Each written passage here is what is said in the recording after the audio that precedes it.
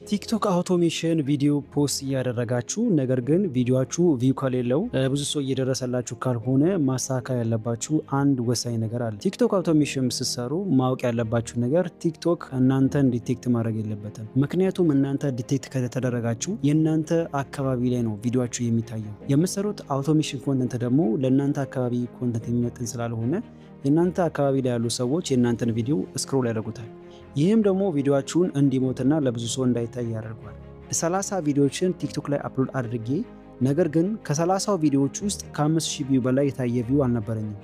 ዩቲዩብ ላይ ሲመጣ ግን ዩቲዩብ ላይ በሚሊዮኖች ይታየልኝ ነበረ። ቲክቶክ ላይ ሲመጣ ግን ቲክቶክ በቃ እያሳየልኝ አልነበረም። ከዛ በኋላ ቲክቶክ ላይ አውቶሜሽን ኮንተንት ሰርች እያደረኩ ሳለ የራሴን ቶፒክ ሰርች እያደረኩ እያለ የራሴን ቪዲዮ የሌላ ሰው ቻናል ላይ ያገኘሁትኝ። ያን ቪዲዮ ቲክቶክ ላይ ቀድሜ ፖስት አላደረኩትም ነበረ። ሌሎችን ግን እኩል ነበር ፖስት የማደርገው። ይህን ቪዲዮ ግን ፖስት ሳላደርገው ቆይቻለሁ። ነገር ግን ውስጡ ስገባ ያየሁት ነገር በጣም ነው ያስደነገጠኝ። ምክንያቱም ያ የሰራሁት ኮንተንት ከ1.2 ሚሊዮን እይታ በላይ አግኝቷል። እኔ ዩቲዩብ ላይ ከ5.2 ሚሊዮን እይታ አግኝቼበታለሁ። እሱ ደግሞ ቲክቶክ ላይ 1.2 ሚሊዮን እይታ አግኝቶበታል።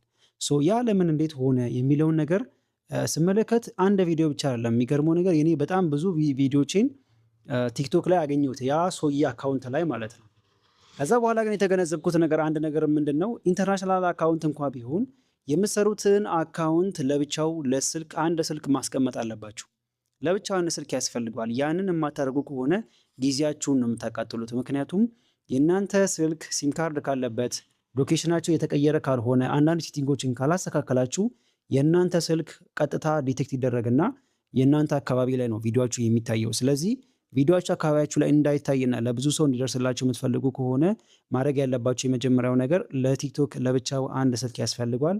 ያንን አንድ ስልክ ከገዛችሁና ካስተካከላችሁ በኋላ የምትሰሩት ቶፒክ ደግሞ ትሬንድ ቶፒክ ከሆነ በፍጹም የማይታይበት ምክንያት አይኖርም። ምክንያቱም እኔ 30 ቪዲዮዎችን እንደዛ አድርጌ ከፖስትኩኝ በኋላ ቪዲዮዎችን ቪው አልነበሯቸውም። ከዛ በኋላ ግን 31ኛው ቪዲዮዬ አሁን ወደ 1 ሚሊዮን እይታ ቀርቧል። ማለትም 900 ምናምን ሺህ እይታ ገብቷል። ሁለተኛው 930 ምናምን ሺህ፣ ሌሎቹ 400 ሺህ አለ። ትላንት እንኳን ፖስት ያደረኩት ቪዲዮ ከ100 ምናምን ሺህ በላይ እይታ አለው። ያንን ስትራቴጂ ካሳከልኩኝ በኋላ አካውንቴ በአንድ ጊዜ አደገ፣ ወደ 200 ሺህ ምናምን ተከታይ ደረሰ።